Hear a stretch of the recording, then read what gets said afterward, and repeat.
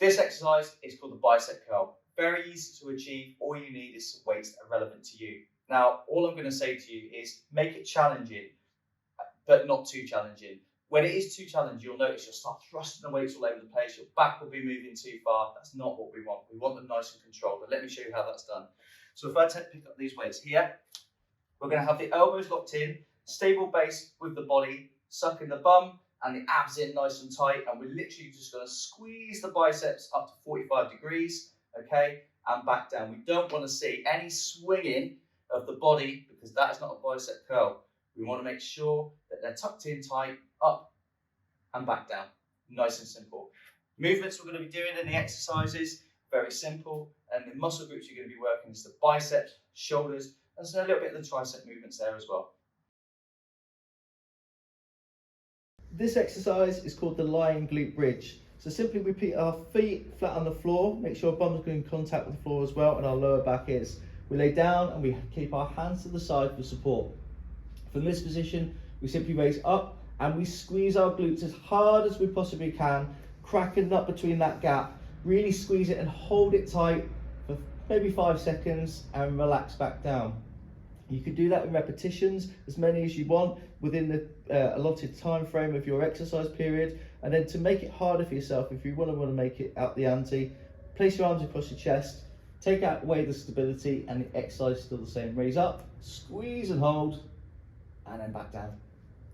Muscles you're going to be using here, definitely going to be using your glutes on this one, definitely going to be using your hamstrings to squeeze everything together, a little bit of calf as well, but it's a great one to improve your glute strength.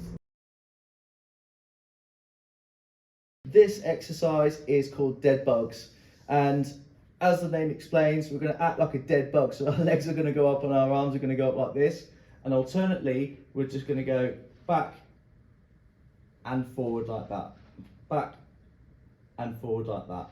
Now this area is going to be working your abdoms, lower, middle and upper as well. If you're finding that's a little bit too challenging, feel free to just hold it in that position for a little while, but just keep the tension on the abs all the time. This exercise is called jumping jacks. A little bit like we did with the first set when we were doing the standing walkouts, if you can remember them. But this time we're going to do it a little bit more energy inside. So what we're going to do is we're going to stand here with our legs at shoulder width apart, and as the legs come out, the arms come up to the top, like this. So in movement, nice and simple. Muscles we're going to be using again are the legs, the glutes, the shoulders, and more importantly, we're going to be using the heart for this one as well. So to raise the tempo of that. This exercise is called the wall press. For those of you that haven't quite got that range of motion to be able to get down onto the floor, this is a nice little alternative for you. So you need a stable wall, and all you need to do really is stand close enough with your arms at shoulder width apart like this, if you can see, and make sure that your nose is touching. At this point you can see my feet are fairly close to the wall, so it's not much of a challenge to push myself away. So here's how we progress it. We just take a large enough step back to be able to challenge us, tuck the bum in, set our shoulders, and we'll lower down enough just so our nose is off the floor there, and we're going to push. If you want to make it a bit more challenging, bring your hands in, okay, step back a bit more, and you could do the same thing again. Tense up, shoulders prepped, down and in. Remember, the further you move away from the wall, the harder your exercise is going to be, and bring your hands nice and close together. It's really going to start challenging you. Build yourself up before you do floor press. Start doing this one, progress, and then you can move on to the floor from there.